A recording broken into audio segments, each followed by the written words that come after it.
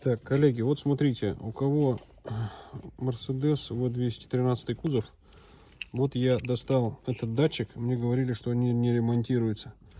Вот, достал датчик, там есть какой-то видеоролик в интернете, что типа якобы его пилят.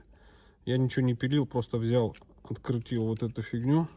Ну, правда, там в интернете круглый датчик, а у меня квадратный он. И вот выходит вот эта сама батарейка, вот ее можно поменять. И все, и не нужно париться, покупать новый датчик. Нормально сделано. Только нужно будет припаять здесь чем-то. Вот все.